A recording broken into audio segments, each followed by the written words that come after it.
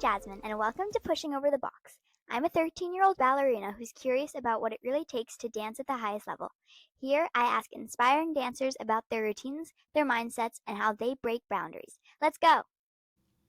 Today, I'm going to be talking to Chiara Ajkun, former dancer, current artistic director, and choreographer for Ajkun Ballet. Among many achievements, Chiara's ballets have been shown in 27 different countries, and she even developed her own methodology, the Ajkun Methodology. Also joining us is Abbi Johnson, Ajkun Ballet senior artist and Joffrey graduate. I hope you all enjoy this chat.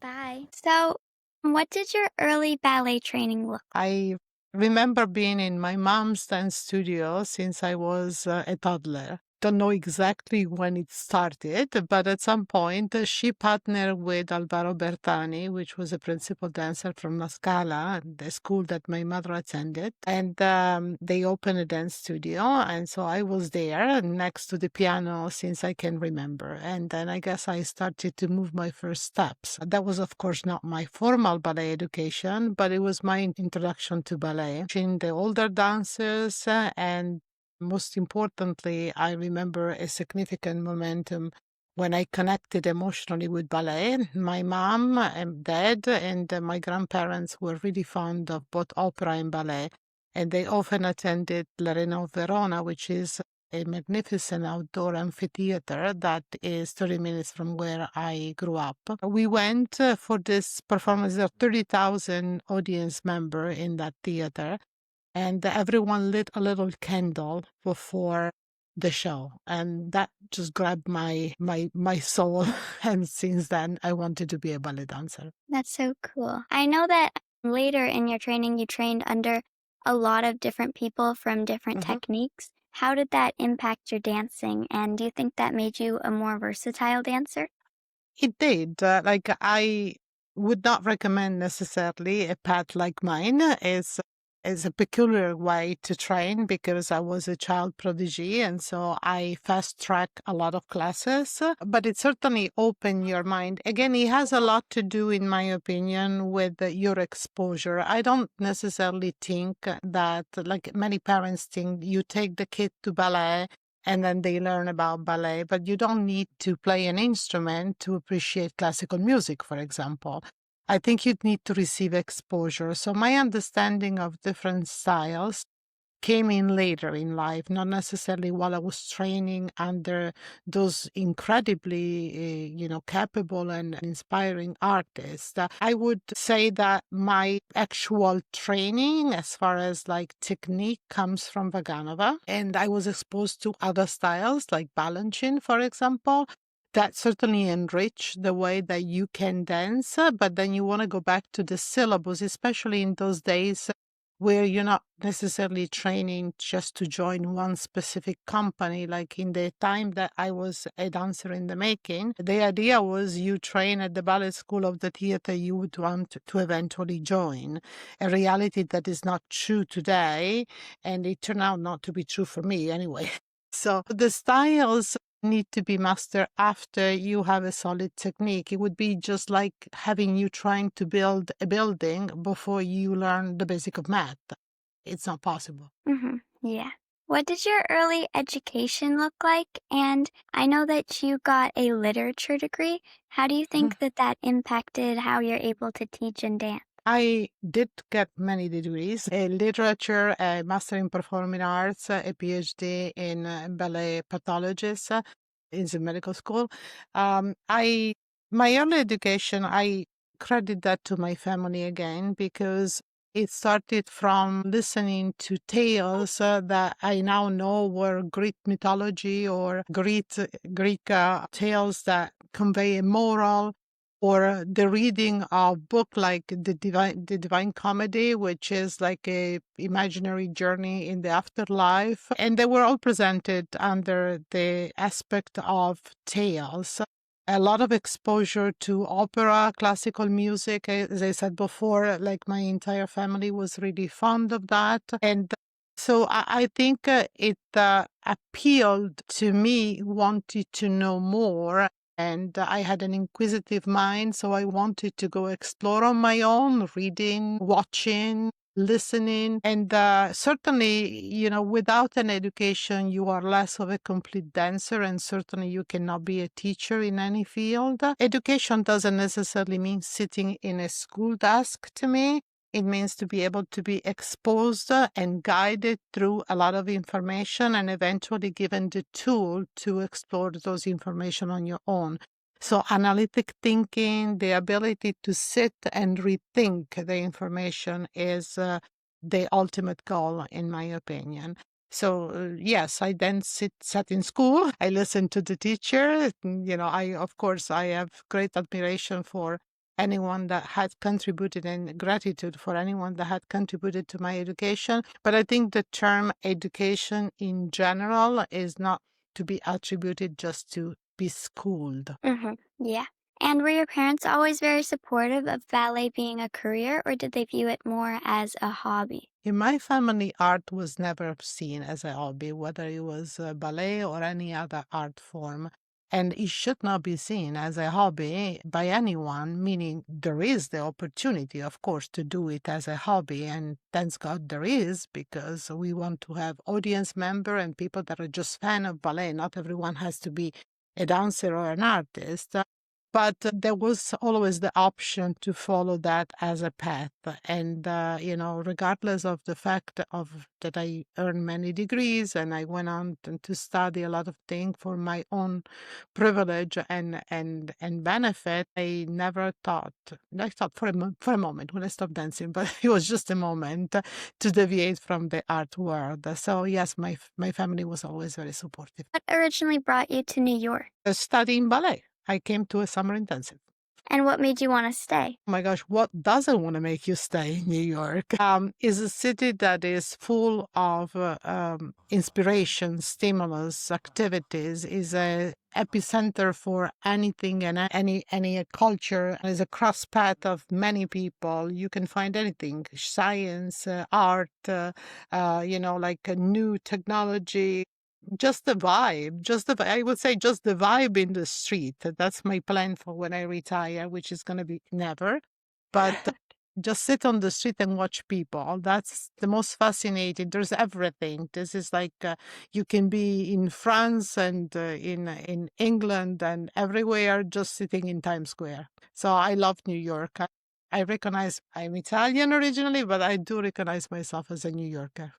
How do you think that shift was for you? Was it like a big culture shock, or was it just normal? It was. It was not, I would not define it as a shock, but it was a big defined cultural moment because I arrived, my age was not yet in the double digit when I arrived in New York for the first time.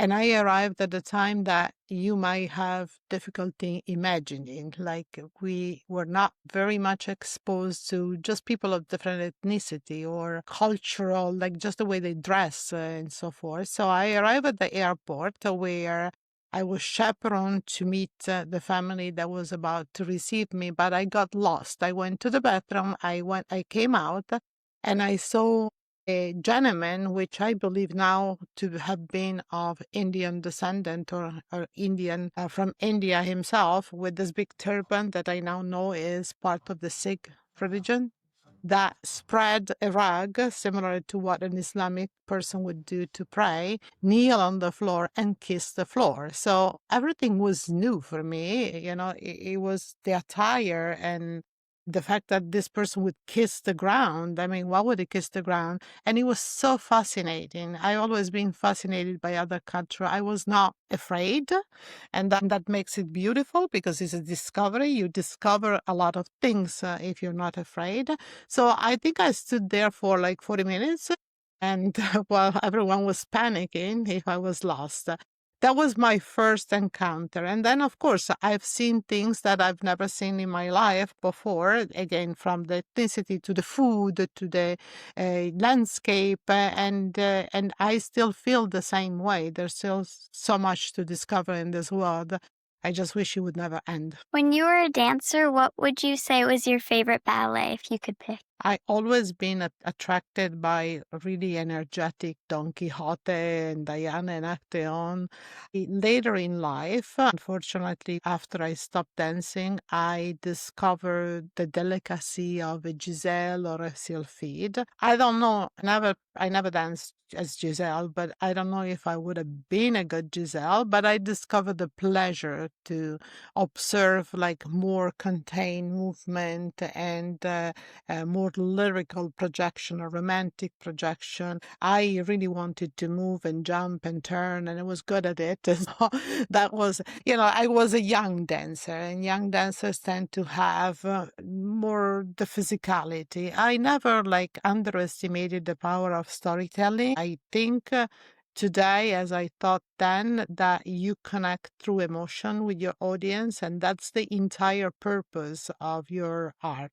But at least for me, of course, everybody perceive it differently. But as a dancer, I really wanted to take the stage and move from point A to point B with flying there. That Yeah. really got me. Did you ever face any injuries when you were a dancer? Not throughout my career. I mean, of course, the occasional tendinitis or a Yeah. sore muscle. Yes.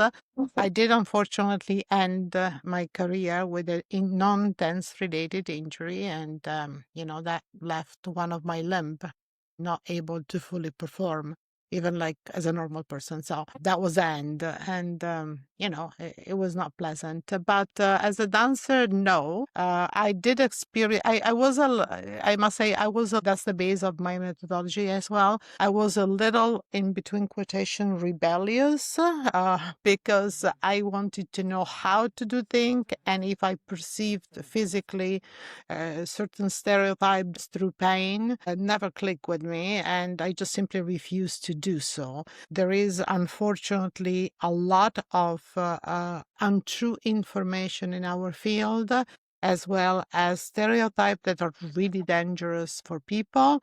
And I was blessed to be controversial under that sense. Did you make the shift from dancer into more of a directory position? So I do believe, like, if you allow me the digression, I do believe a lot of people end their career as dancers and just find themselves teaching or choreographing. When it comes to choreographing, there's no harm because realistically, you contribute what you can. Nobody sits and does a masterpiece, and you are dealing with hopefully professional dancers that know their facility very well. When it comes to teaching, it is a big problem. A lot of dancers are not teachers and they have absolutely no understanding of what you need to do. They might be trainers, so that, yes, everybody knows that after the plie comes the tendu and the class is built in that way, but they're not teachers. And this is one of the unfortunate aspects of our industry where young kids end up being raised by non-teaching members. So I didn't, for a moment, I stopped working in the dance field. I went and taught as an associate professor in a university in literature capacity for the performing arts, but that was just not my pond. It was just, I was a fish out of water. So I came back thinking, what am I going to do? And I think that my real call in life today as then was to choreograph. I didn't possess the tools. I was never, I never was never transitioned to there, so it was kind of difficult. And there was a moment when in Italy, where I was residing, there was a decentralization of ballet company from what they were called enti lirici, the largest theater in the country, to smaller regional company. I was offered the position of director. I was a very, very rookie director, but again, eager to perform well, to learn, and to listen. And that was by chance, I guess. A lot of things happened by chance in my life. I was like conducting a photo shoot in one square while a director of a movie, of a colossal movie, BBC and Rai, came by and say, "Hey, you want a choreograph for my movie?" And I was like, "No, no, no, come inside here." I was like, yeah, sure. I took it the wrong way. And then he came out with the actual lady that was the actual secretary there. She's like, "Is a legitimate prop." This is not.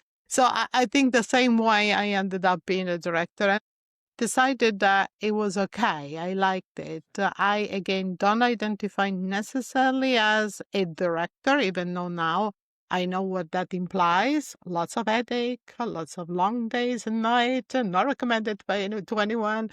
Lots of like dealing with people that are business people, so you need to translate the necessity of an artist into common day English. But to choreograph is my call. I want to create, I want to bring what I have inside or what the artists have inside on stage. I want to experiment new movement, and so I am a director that choreographs. What was your vision behind Ajkun Ballet Theatre? Ajkun Ballet Theatre. Icon. Originally, I was coaching dancers in the city, and I was approached by people that like what I did. And I befriended them and I explained to them that I had a desire to choreograph, but it was difficult to bring your own vision to life when engaged by another company. Naturally, each company has his own vision, his own goal, his own artist, and you cannot just walk into a company and say, hey, you gained this position, you earned this position through many years, but I want to pick this, or the repertory I want to choreograph is such and such. That Mhm. required a company of your own. So the people that I met decided they were a group of Manhattan-based professional and a group of Westchester-based professional. They decided to fund this plan. And the plan included something that I really care. I still think that ballet is not always affordable equally in different countries and by different socioeconomic groups. I also think, as I said before, that ballet is taught by many, too many, in a way that is punitive to young children and is not really effective to make them blossom into artists. Our job is to water young plants and to blossoming them into artists. Our job is to nurture their ambition and aspiration. Our job is not to squash them, squash their dream, showing how beautiful is my foot. It does not transmit to you by osmosis. Our job is not to tell them that they are not thin enough and their skeleton needs to be modified, which is impossible. Again, it goes to the lack of knowledge of certain so-called ballet teachers. Our job is to nurture the next generation of artists. So I wanted to have a program that both catered to the many dances I have per se abandoned in Europe when I moved here and anybody else in the world, making it accessible for them to come and explore the United States. An artist needs to travel, an artist needs to see the world, to experience the world, to live in the world. Not everyone is the same. Not everyone is gypsy like me. If I could, I would just sit on an airplane and travel. It doesn't have to be that way for everybody. However, a certain amount of exposure is necessary. You can't just like grow up in your little garden and then know what it takes to be hired in a company in a country. That's not how it works. So I wanted a fund that would support the dancers in an equal way, or maybe even better than how the scientists are supported. Now I know that the scientists that are listening to me are going to say researchers are not funded enough, and they're right, but we're talking about dance now. So, but in a similar vision, I should say, maybe not with the same funding, but in a similar vision, a similar manner that allow young people to experience the world. They allow young people to be trained in a proper and non-punishment way. And then, that allow me to slowly experiment as a choreographer and see how the audience would receive my work. Choreography has a lot to do with taste. And for example, one of the things that I can never answer to is why Maurice Béjart, one of the greatest choreographers of the 20th century in Europe, is not so well received in the United States. I find it is fantastic. Why people don't like him here? It has to do with taste. So I needed to tap my toe in the water and see if American people would like my choreography. They do. They seem to do. So that's good. Yeah. What is one of the main traits that you look for in a dancer? intelligence, determination. That's the most important thing. Again, we go back to a lot of dancers perceive they have to copy what the teacher demonstrate, and instead intellectual acquisition is the most important thing, especially when you understand the limit. The teacher can only teach to your brain, and then you teach to your body. And if you don't understand what to do, but most importantly, how to do it, and if you don't listen and learn to speak to your body, then you do damage. So the intelligence is, and it can be emotional intelligence. Like, we don't have a one blanket intelligence. A lot of parents tell me she's not good at math. There's plenty of people that are not good at math and they're phenomenal in other field. Now, we don't need only to build building or bridges, do we? We need other people. Yeah. So, it can be emotional intelligence, it can be intellectual intelligence, it can be both. We all have both, but it can be a predominance of one or the other. And determination. I always found that the most physically talented dancer has nothing against the one that may be more challenged physically, but determined to accomplish something in life. You developed your own method of Mhm. ballet. Could you explain a little bit about that and how you use science in day-to-day classes and how that works? So we need to go back to the origins of ballet. Ballet was not dance, I should say. It was meant to be a form of entertainment or religious celebration or the likes. We didn't sit there and said, okay, let's develop a science for the body. And through the course of its evolution, we can think about the early method, Cecchetti and then Vaganova. It responded to a necessity that was of that time. For example, it introduced combination and steps that were supportive of performing the repertory of petit pas and not necessarily could they know that other step would come after. That extend to musicality. It was a time when we thought that any music for ballet needed to be composed for ballet. We could not use any music that was not composed for ballet. We needed to use a square music, 2/4, 3/4, 4/4, that was especially composed for the dancers. Tchaikovsky, for example, being an example.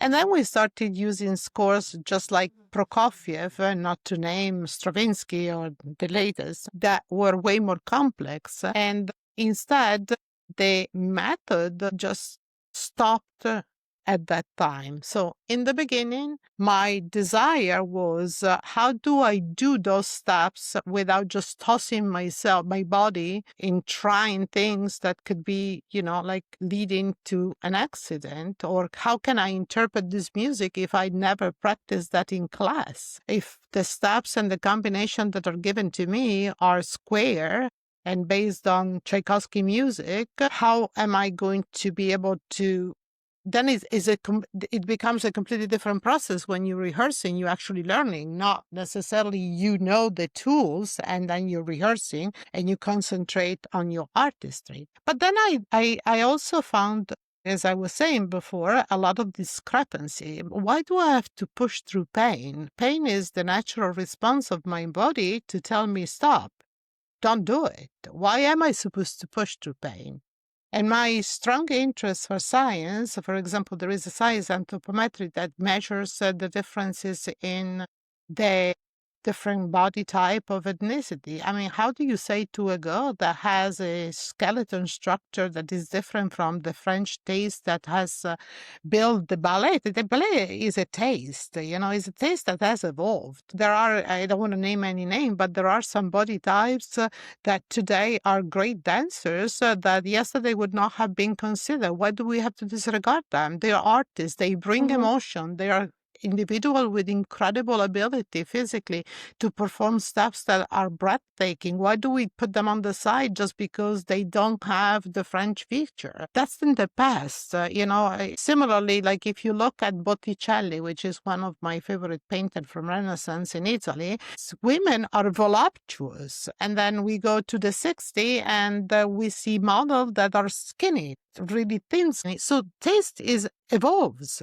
it depends on the country. Like in Morocco, I've learned that when a girl is in the lead up to getting married, she used to get put in a cave and eat a lot of rice because men appreciate a voluptuous body. So taste is relative, is geographic, is cultural, is relative. Why would ballet be any different? So Mhm. both the discrepancy with the science I was studying, the response of my body that was not willing to put themselves through, like I've had teachers saying, keep your leg on the side and hit me with a stick. Why? I understand the need to keep my leg there. I don't need to be beaten into that.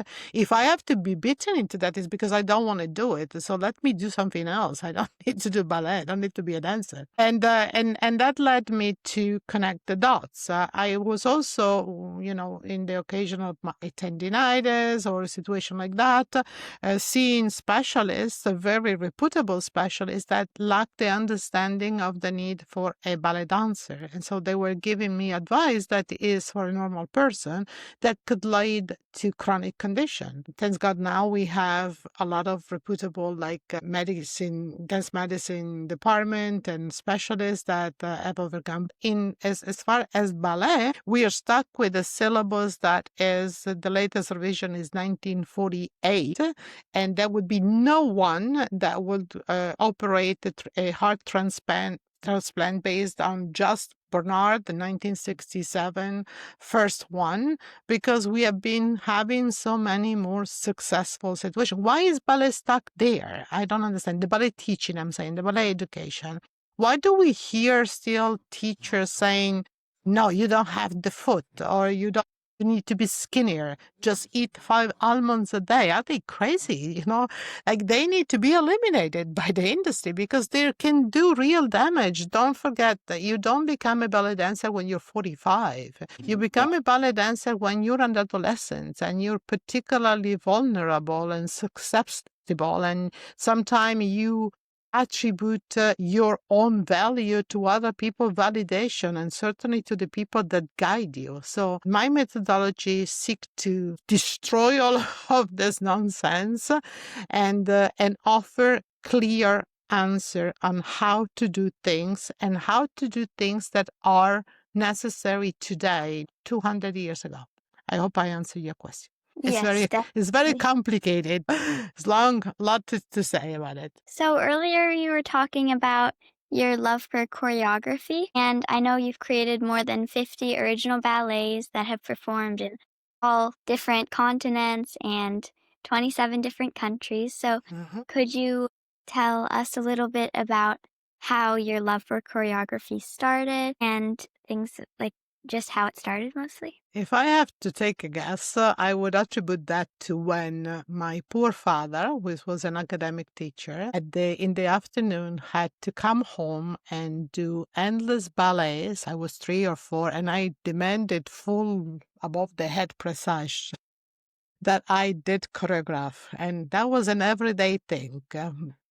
He was like, I am a little tired. I just finished teaching. I have homework to grade, and I was like not having it. So it was about a 2-hour session every day where I was putting together steps, mainly driven by an overwhelming emotion caused by music. And my dad was my partner.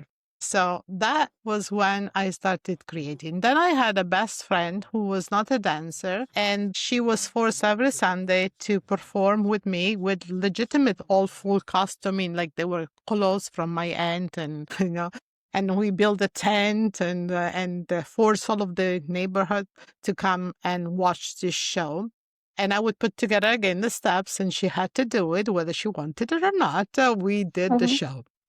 So as an adult, as a dancer, I was really interested in the artistic aspect of dance. Steps are important. The fact that we're not doing things on stage that everybody can do is certainly, catching. But it is the connection, the energy, the connection of the emotion that go through the theater. One of the reasons why live theater cannot be substituted by watching YouTube, in my opinion, because the energy that is created is different. And then I wanted to explore story. In a lot of scenario, I even write the story. It takes a lot of time, sometimes 2 years, 3 years to find all of the information that are necessary. I love to read, going back to literature. Sometimes I have to patch pieces of legend together, which is not easy. Like, for example, I choreograph something on the Amazon, the legendary tribe that is legend that of all women, and there's not much you can find there about information, but like some stories just catch my imagination and I don't stop digging. And sometimes Abby knows because I send email at 3 a.m. because I cannot stop going on at when something trigger my imagination.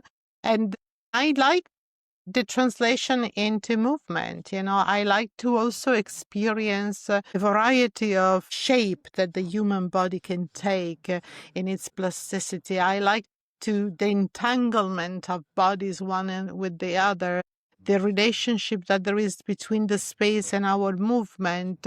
So all of that interests me, and I guess that the natural outlet to do so is not to drive a car, but it is to torture the lovely dancers that lend their facility to me to continue to explore, to move forward. Like for people that have been in the industry like me, we went through seeing dancers that lift their leg at 45 degrees and screaming, "Oh my gosh, she's beautiful," to now every student tossing their leg at 180 and saying, "Oh, it's normal." From Baryshnikov, we scream miracle when in Turning Point he did 11 pirouette, and then the year after I was teaching in Cannes, and so a 15 years old that did 15 pirouette, and I was like, what's happening? Is that in the water? Are they born different? But it is a very interesting observation of evolution of the human race that you observe. And as a choreographer, you get to put that on stage. You get to put that in your pieces. So maybe one day we'll see dancers that will fly. Maybe you'll see one of my choreography with flying dancers with not rigged, like just flying on their own. We don't know. Like the sky is the limit. And you mentioned music being a big part of your choreographic vision. So how do you pick your music? I listen to a lot of music. I go discover music that are, for example, in Dracula, I listen to an endless amount of Turkish music and music from the Middle East that relates to the Turkish tribe that are not just part of Turkey. They are like part of Syria and a lot of other countries in the Middle East.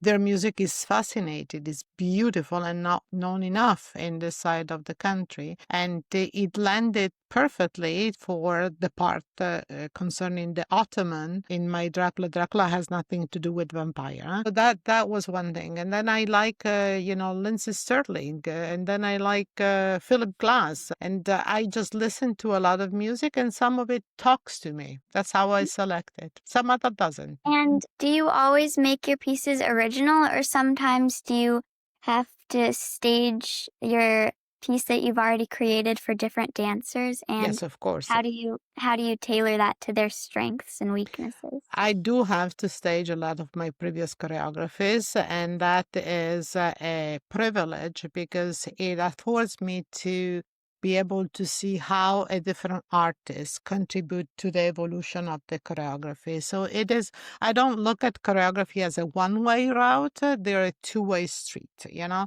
The dancers gives back to you. Sometimes the dancers have intuition in not just interpretation, but also like in steps or how to do a lift better done. Like as I say to my dancers, when I imagine the choreography, because I'm a very peculiar choreographer. I come to the studio knowing the choreography, even when it's new. I have practice and rehearse it in my mind, so it doesn't take me a lot of but thing is, when the choreography is in my mind, everything is possible. There's not the physical component. There's no gravity, nothing. And so then is a work with the artists. That's why I say torture them, because they are very kind, because I have to use their body and their souls to give life to what is just in my mind and in my heart. And when I go in another company or I restage a choreography on another dancer, it would be unfair and quite honestly, like not really forthcoming even for my own creation, not to take into account their artistry. It's a meeting between artists. It's one of the nice conversation you can have in front of a fireplace, and speak about the future of the arts. That happens in the studio without the fireplace, because it's not allowed in the studio. But it happens, this exchange, the same moving forward happens in the studio between a choreographer and the artist. And again, that's why I don't understand the throwing of the chair, the frustration. Is a journey, not a 1, 2, 3. It's a journey. And then people have to go home and just rethink it over, think how they would feel if they were Juliet as opposed as Titania, and come back with more. Yeah. And for students who are auditioning for programs for students, are you guys looking more for clean technique or musicality, or what is the main thing you look for in students? Personality. There is one thing that you cannot give to a human, which is nature and personality that you're born with. I can teach the technique. We can teach the technique to them. It's obvious that, it depends on which program. If they're auditioning as trainee, they must have a clean technique. They must be strong. But it depends, if it's an entry-level program like a summer intensive or if the festival. But personality and and that je ne sais quoi, that the is something that is really catchy. Since I am a choreographer, I am not having the eye. The Ajkun Ballet Theatre does not have the eye of the soldier type of company where everybody is same high, and like it's a necessity for company that are performing certain repertory, but certainly not in my company. And it is somehow not reflective of today's cultural life. Yesterday, people tend not to travel that much. As I said before, you went to a school to join the theater, so the population was not mixed. So people tend to look all the same height, same body type, not completely, but more similar to each other than what they are today. And my art is not interested in that homogeneity. It's like it's somehow monotone to me. I'm not looking much to have the corps de ballet, the large corps de ballet of people all look alike.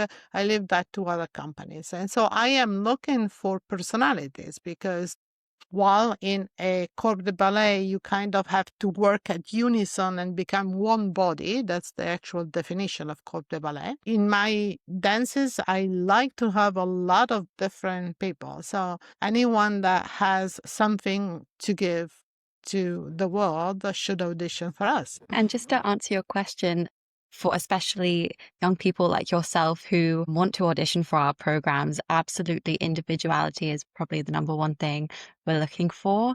And we also look for dancers who are curious and courageous in their approach. So not afraid to take risks, to try something new, or to explore dynamics. And of course, work ethic and attitude are everything. At Ajkun Ballet School, we foster a professional environment from day one. So we look for dancers who are engaged and respectful and eager to grow, both in class and on stage. So those qualities are often matter more than perfect technique in an audition. Abbi is absolutely right. And we encourage an inquisitive environment. Dancers can ask questions, dancers can challenge what we teach.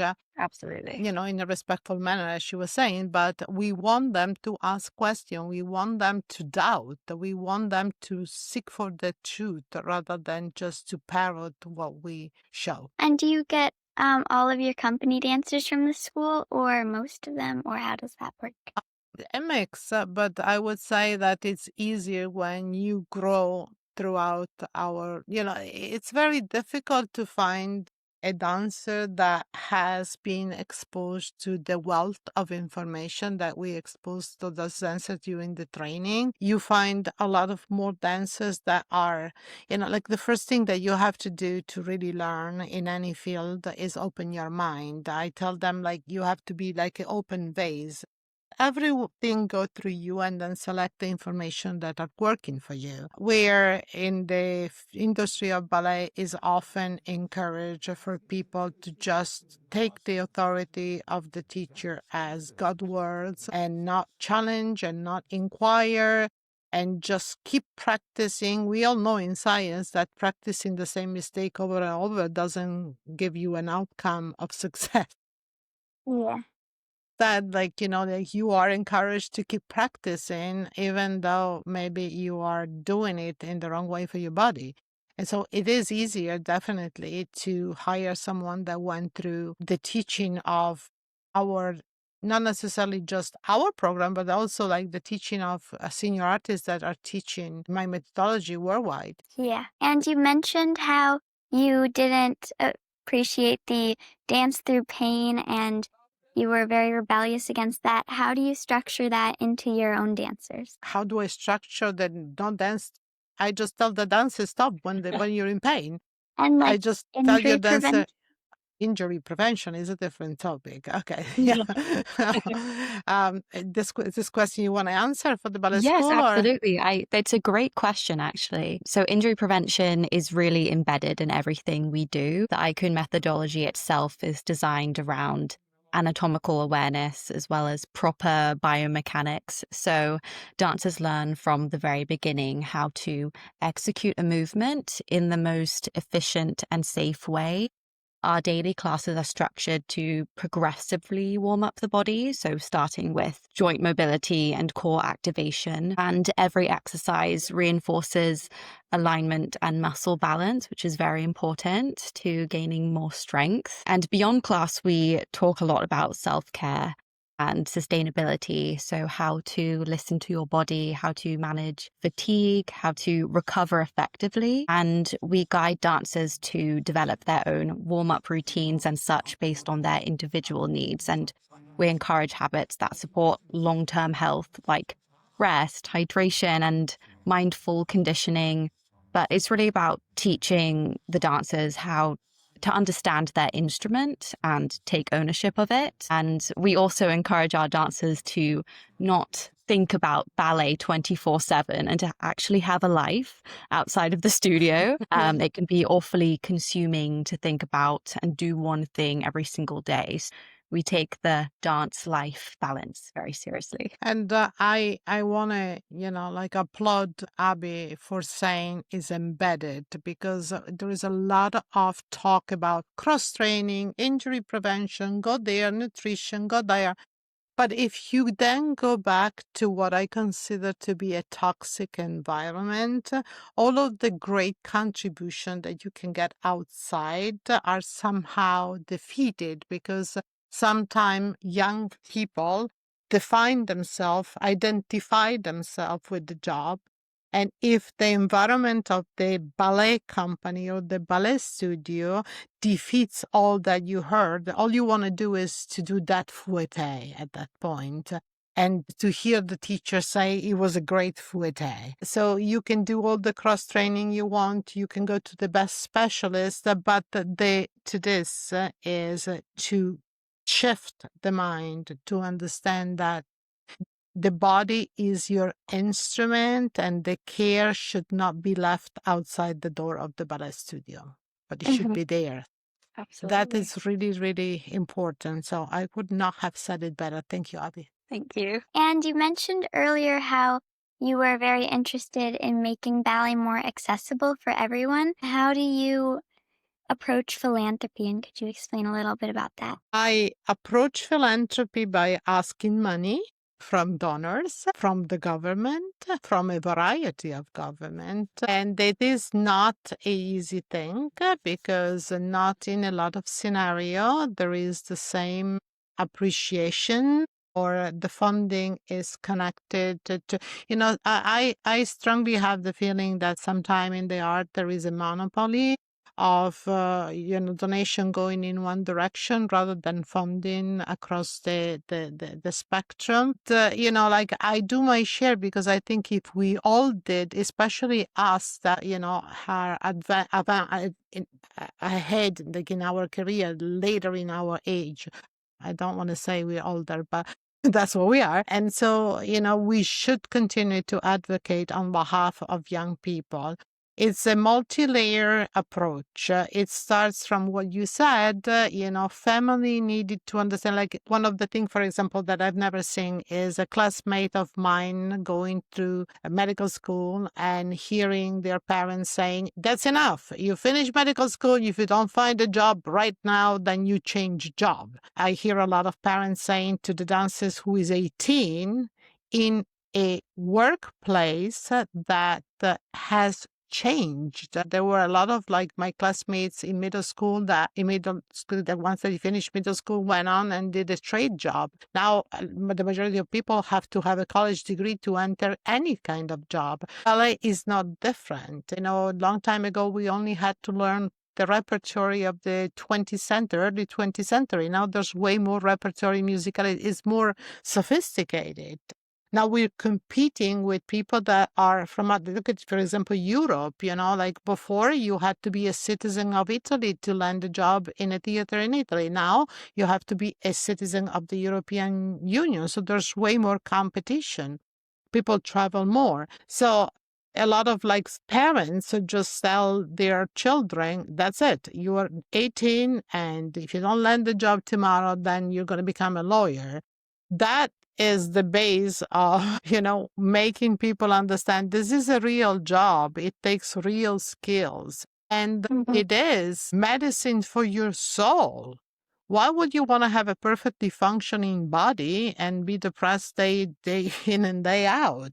You need the art to lift your spirit. You need the art to educate, to open your mind. If it wasn't for the artist in Leonardo da Vinci, we would not have had the scientists. We would not have had the train, the airplane, the forensic anatomy. We would not have even thought of that. One of my dear teacher in medical school told me that sometime, some artists that scientists that just want only what is proven to be pursued limit the evolution of science itself. It takes the visionary to envision something that is deemed not to be possible today to actually research and move ahead. So philanthropy starts from making everyone, and especially the people that have their children in the field, understand this is a real job. It takes real skills, and therefore it takes money. And then then people should be more appreciative of the fact that in different parts of the world, or even in different parts of the countries, there are socioeconomic differences and therefore less opportunities. And if only the one that have millions of dollars they don't need because there's only that many bags and shoes you can buy yourself, or that many money you can give to your children, would support education across the border, arts included, that would be magnificent and helpful. Don't forget that, the French monarchy was overridden, and not in a very pleasant way, because of the hunger of people. So at some point, if you don't do it for the right reason, you should do it for, convenience, I dare say. But in any event, we have precious individuals that needs to be, pushed ahead, promoted ahead. And when someone has the drive, the soul, the right soul, the talent, it is in everybody's interest to push them ahead. Sometimes politicians, for example, when I go advocate to them, they tell me, well, we have a problem of fentanyl. And I'm saying, yes, but what is the cause for people to take drugs? Sometimes it's desperation. Sometimes it's lack of hope. Yes, take it off the street. They'll find something else. Give them purpose. Don't forget that art program saved lives in juvenile jails, in underprivileged communities. People like that became important people. Dr. Field, that now does podcasts just like you, was homeless at age 15. Yeah. He had a passion. So why not support people with this kind of passion? And how would you compare American ballet to European ballet? That's an interesting question. Loaded question. How would I compare it? Well, it depends on what, because it now is really, really mixed, but let's backpedal a little before. I would say that in my early experiences, when there was still a boundary that were more obvious than it is today, European ballet was more interested into an aesthetic and a different aesthetic than American ballet. The petite ballerina that was really feminine, that could interpret a story where often the woman was depicted as frail and unable to make decisions and the victim of men, like we see in Giselle, for example. But then there is that aspect of Soviet-born ballet where women were like Grigorovich and Vaganova choreography, where women were really strong and primary characteristics, in that sense. And then I had like this, the balance in ballet where the aesthetic was different. It was a harmony of bodies that look very much the same, that would dance outside the rigid structure of romantic or classical ballet. And the harmony was of beauty, very much like in the Hellenic sense of tradition, the harmony and the balance of shapes.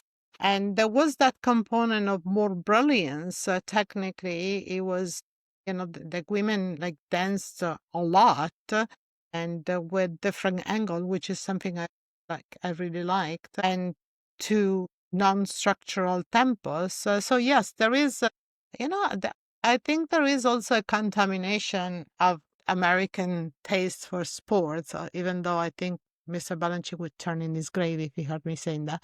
But I find that there is some sort of component in that sense because the American audience was shaped into a taste, but the American audience really appreciate athleticism, I think, very much like the Russian. Yeah. It's so fun that they had a Cold War going on for years and then they find out that they like the same thing. And instead the Western European were more appealed by the luxury of the Paris Opera, the coordination, the beauty of those dancers, the sophistication and the real expensive costumes and headpieces and so forth. Mr. Balanchine, I think, did one thing that I consider to be precious. Did many, but just to bring it up here, I don't want to discount his contribution, for God's sake. He was humongous, but he brought dance on stage for the sake of it. No costume, no scenery. So the centerpiece, which is pretty much important in my choreography, even though I do story ballet and I do value costuming in a different way, but dance should be for dance, the dancers, the movement, not necessarily just the props and the sceneries and other components, especially in these days, because we compete with movies and a lot more is possible on a movie. Yeah, definitely. So, where do you see your company and school in 10 years? What do I see them? Going on the same way we are doing now. Again, did collaborate. I did collaborate with artists of 76 countries. So I'm hoping to expand that because I really want to meet everyone in the world. We have danced in 27 countries. My choreography will perform in 27 countries. 28 is going to be next. We are settling with Dubai. And we have a full season. And I'm quite satisfied with the way we are. I don't have the ambition to become this huge container. I don't want to become the Amazon of ballet. I saw the evolution of some of what are the largest companies in this country losing somehow their identity because they became too big and no longer catering near to nor to the audience or to the artist. Is becoming a transactional situation, tick for talk, $2 here, not something that and then me, because the unfortunate aspect is that even though it's right that they claim and they complain for their own salary, they don't look out. They want more and more. Outside, there is an entire wealth of dancers and other artists that struggle. They would like all of the central. And then they complain they do too many shows and they get surgery. It's a really complex situation. You want to do more or you don't want to do more. You want all the money for the arts, or you want multi expression. So I don't know where else I want my company to be. I'm quite satisfied of this trajectory. Maybe carrying on and visiting more countries, maybe just sitting on an airplane, leaving everything to Abbi and her colleagues, and I just travel the world to choreograph. I'd be happy to. And being a choreographer and artistic director, how do you save time for personal things and just maintain a balance of work and also life outside of ballet? I don't, meaning I do have two children that I love dearly, and they are now adults. And I see them often, and I do read, and I watch TV, and I go to see other shows, and I travel, but I don't. I am a choreographer and a director. Don't have a job as a choreographer and a director. So I can find inspiration in anything as a choreographer when I travel, when I move, when I go grocery shopping. I guess I don't have a separate identity. As Abbi said, I do keep a personal life, meaning, I wanted children, I had them. We had dancers that had children that they raised them in the studio, because everybody has to have, their own personal stuff. But I don't necessarily sit and say, okay, now this is personal and now this is not. I'm not also like someone that likes a 9 to 5 kind of job. Sometimes, especially in the creative world, sometimes the inspiration comes when it comes. So why should I say it's not 5 o'clock? Yeah. I love what I do, and I am a choreographer when I cook, because I need to set the stage of the food very pretty. I live this profession through my life. I don't stress over work. That I don't do when I am in personal life. But if something inspires me at the grocery store, why shouldn't I stop and watch it? I will. Yeah. And where can people see Ajkun Ballet Theatre performing soon? We're going to do the Nutcracker now. We just completed yesterday the art festival in New Rochelle. We're going to do the Nutcracker at 130 West 56th Street for the face-to-face series. And then Midsummer Night Dream, a night of dance first, and Midsummer Night Dream in both the theater and the face-to-face experience. There are two different experiences. Both of them I would encourage people to come and see.